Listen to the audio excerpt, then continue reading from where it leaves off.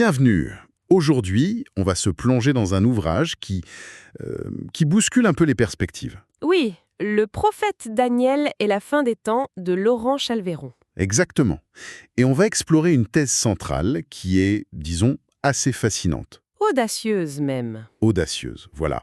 L'idée qu'il y aurait une sorte de continuité, un fil rouge, entre la royauté sacrée des anciens rois d'Israël, Et celle des rois de France. c'est ça, un lien presque généalogique. Alors il faut tout de suite préciser une chose, je pense. Oui, Notre but ici, ce n'est pas de valider une histoire factuelle, au sens strict du terme. non, bien sûr. On va plutôt suivre le fil que tisse l'auteur, un fil entre la mythologie, la théologie et ce qu'on appelle l'herméneutique. L'art d'interpréter les textes, les symboles. Exactement. Voir comment une idée du pouvoir, une certaine conception du sacré, a pu voyager à travers les âges. Et d'ailleurs, pour nous plonger directement dedans, l'auteur commence avec un parallèle assez déroutant. Oui, tout à fait. Il met en miroir la division du royaume d'Israël après Salomon, Entre Roboam et Jéroboam. voilà, et il compare ça avec la querelle dynastique en France entre les légitimistes et les orléanistes. Au XIXe siècle, le saut dans le temps est énorme. C'est ça. C'est comme s'il nous disait d'emblée « Attention, regardez, il y a un motif qui se répète ». C'est un premier indice. D'accord. Alors, pour comprendre ce motif, il faut remonter vraiment très très loin, Aux Sumériens. aux Sumériens, en Mésopotamie, et à leur concept d'une royauté descendue du ciel. C'est ça. L'idée que le pouvoir n'est pas une invention humaine, mais un don divin. Matérialisée par 5 objets, les régalia, la couronne, le trône, le sceptre. C'est un point de départ qui est absolument crucial, parce que ce n'est pas juste une manière de légitimer un pouvoir. Non, ça va plus loin. Bien plus loin.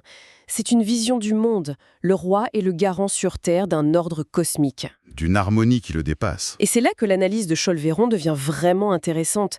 Il relie cette tradition au départ d'Abraham, de la cité dure. Ah oui, En partant, Abraham aurait emporté avec lui non seulement sa foi, mais aussi ce savoir ancestral sur la nature divine de la royauté, un savoir qui aurait donc infusé toute la civilisation hébraïque. pour devenir le fondement de la monarchie en Israël. Et c'est là qu'on arrive au cœur de la thèse. Et franchement, il faut s'accrocher. On y est. L'auteur ne dit pas seulement que les Francs ont imité ce modèle. Il avance que Clovis et les siens seraient... Des descendants directs de la lignée du roi David. Voilà, c'est posé. C'est une affirmation radicale, on est d'accord.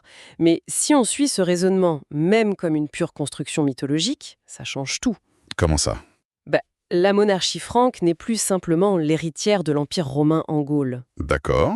Elle devient la continuation d'un héritage sacré qui vient de bien plus loin, qui prend sa source en Terre Sainte. Elle devient autre chose, une sorte de rameau de la royauté de Jérusalem transplanté en Europe? C'est exactement l'idée. Mais ce n'est pas tout.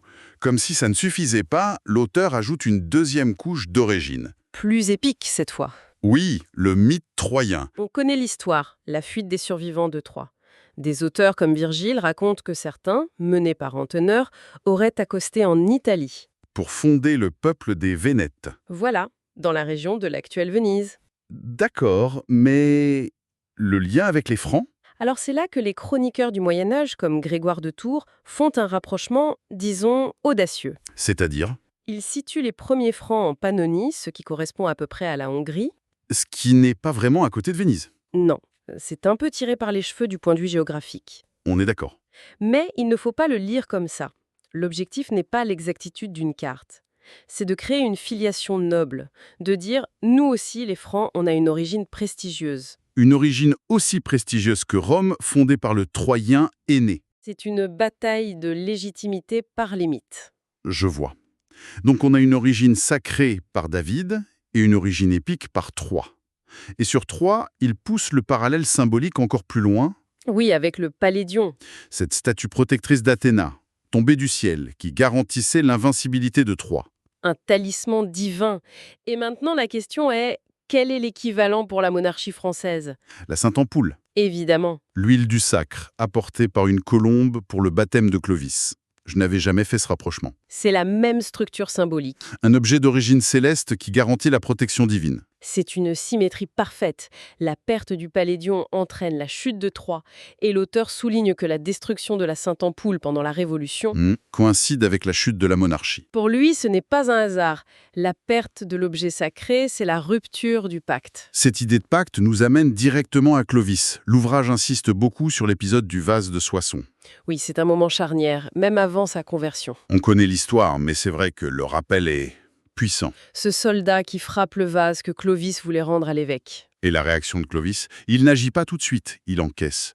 Mais 1 an plus tard, Il reconnaît le soldat. Il cherche un prétexte, l'état de ses armes, et il lui fracasse le crâne avec sa hache. en disant « Ainsi as-tu fait au vase à Soissons ». C'est d'une brutalité. C'est terrible, mais c'est surtout un message politique. Ah oui, clairement. Le message, c'est « Moi, le roi, je suis le protecteur de l'Église ». Et ce message est envoyé à son armée, qui est encore païenne. C'est une préfiguration du baptême, en fait. Totalement. Le baptême à Reims, c'est l'acte fondateur. Et l'analyse du livre est très claire là-dessus. Ce n'est pas juste une conversion personnelle. Non, c'est un pacte politique et spirituel. C'est la fondation du royaume. L'alliance entre Clovis le roi et Saint-Rémy l'évêque est présentée comme un miroir de celle entre David et le prophète Samuel. L'union du trône et de l'autel. C'est ça. Et cette sacralisation, on la voit même dans les symboles. Le livre raconte le passage des 3 crapauds L'emblème païen de Clovis. aux 3 fleurs de lys. Selon la légende, c'est un ange qui aurait donné à Clovis ce nouvel écu pour lui assurer la victoire. Et l'interprétation de ce changement est très forte. Oui, parce que le crapaud, c'est un animal terrestre, chectonien, lié au monde d'en bas, aux forces anciennes. Alors que la fleur de lys, C'est un symbole solaire, tourné vers le ciel. Et surtout, elle est explicitement liée, dans l'Évangile, au roi Salomon. c'est vrai, Jésus dit « Salomon dans toute sa gloire n'a jamais été vêtu comme l'une d'elles Exactement. Donc, ce changement de blason, ce n'est pas de la décoration. ». Non, c'est un changement de statut. Ça symbolise l'élévation de la monarchie. Elle quitte un paganisme terrestre pour s'inscrire dans la continuité sacrée de la royauté de Juda. Et ce pacte est même formalisé dans un texte, le Grand Testament de Saint-Rémy. Un texte à double tranchant. D'un côté, la promesse de bénédiction pour les rois qui protègent l'Église. Mais de l'autre, De l'autre, une malédiction terrible. oui, inspiré du psaume 108, qui est un des plus durs de la Bible. Pour les rois qui failliraient à leur mission, Saint Rémy invoque les pires châtiments. Que ses jours soient abrégés, que ses enfants deviennent orphelins. C'est glaçant. Et là, l'auteur fait le lien avec des moments tragiques de l'histoire de France. On pense tout de suite au roi maudit. La fin des Capétiens directs. Oui. Après Philippe le Bel et son conflit avec l'Église, ses 3 fils meurent successivement, sans héritier mâle, en à peine 14 ans. La lignée s'éteint. Et un autre exemple frappant, c'est celui des fils d'Henri II et de Catherine de Médicis. 3 rois qui meurent tous sans descendance légitime. Plongeons la France dans les guerres de religion. Du point de vue de l'auteur, ce ne sont pas des hasards biologiques. C'est l'accomplissement de la malédiction. C'est la conséquence de la rupture du pacte sacré. Donc, si je résume l'idée, le pouvoir du roi de France n'est pas un pouvoir absolu, inconditionnel. Non, il est conditionné par le respect de ce pacte.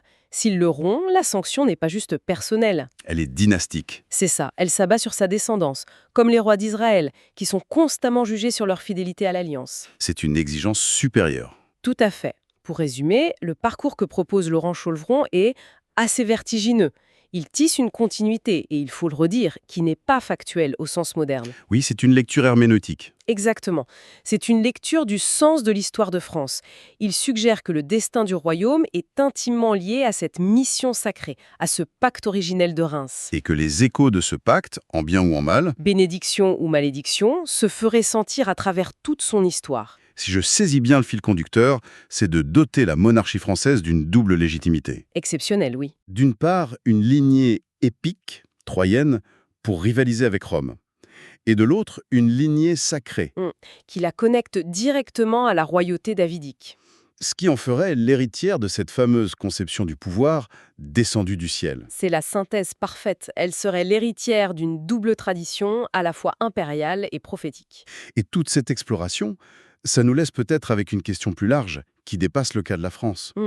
L'ouvrage lie si fortement le destin d'une nation à ses mythes fondateurs, à ses pactes symboliques. Oui, c'est le cœur du propos. Alors on peut se demander, Au-delà de la chronique des batailles et des traités, au-delà de la politique, dans quelle mesure le destin à long terme des peuples est-il vraiment façonné par les grands récits qu'ils se racontent sur leurs propres origines? Et sur la mission qu'ils croient devoir accomplir.